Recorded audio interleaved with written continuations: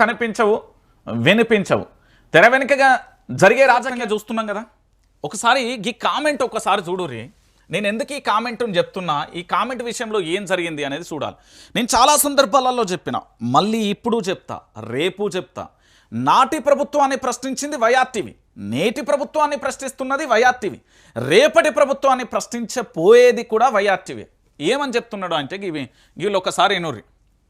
కేసీఆర్ కూడా ఇక ఇదంతా మీరు చదువుకోర్రి, సంపాదించిండు.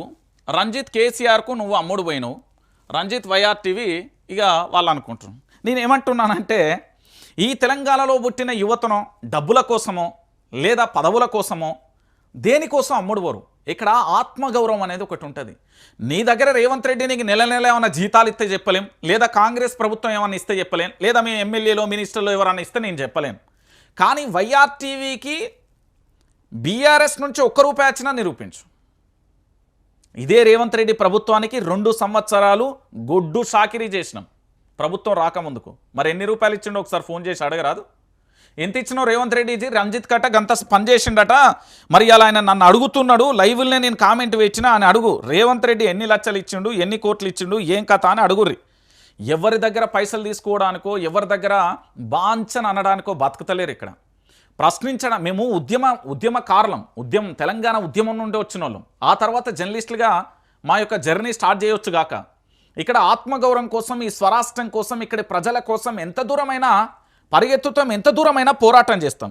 ఇది మాకున్న లక్షణం. ఎందుకంటే తెలంగాణ రాష్ట్ర వ్యాప్తంగా పూర్తి స్థాయిలో కూడా పోరాటమే మా ఎజెండా తప్ప మరొకటి ఉండదు. అయితే తమ్మి, నువ్వు తెలుసుకోవాల్సిన విషయం ఏంటంటే, వైఆర్టీవీ ఎవరి కోసం, ఎవరి బానిసతత్వం కోసం, ఎవరి మోకాళ్ళ దగ్గర మోకరిల్లది. పనిచేస్తాం బరాబరిగా తెలంగాణ రాష్ట్ర వ్యాప్తంగా వాస్తవాలను చెప్పే ప్రయత్నం చేస్తాం.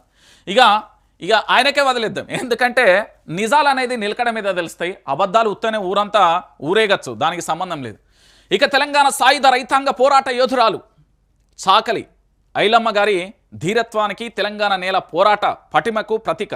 భూమి కోసం, భుక్తి కోసం తిరుగుబాటు చేసి నిరంకుశ పాలనపై దండెత్తిన చాకలి ఐలమ్మ పోరాటం, త్యాగం నిజంగా కూడా చాలా గొప్పదే. కానీ ఇదే చాకలి ఐలమ్మ కుటుంబానికి సంబంధించిన వారసత్వం అనారోగ్యంతోనే ఉంటే పృథ్వీరాజ్ అని పోయి వాళ్ళ ఇంటి దగ్గర పూర్తి స్థాయిలో ఒక రకంగా ప్రెస్ మీట్ పెట్టి రచ్చరచ్చ చేసిండు. ప్రభుత్వం ఏం చేస్తున్నది, నిద్రపోతున్నదా అని. కానీ వాళ్ళ కుటుంబం, నేను ఒకటి చెప్తా అన్న, ఎవరినైనా వాళ్ళ స్వార్థ రాజకీయాల కోసం అధికారంలోకి రావడం కోసమే చూస్తారు. కానీ తెలంగాణ ప్రాంత ప్రజల కోసమో లేకపోతే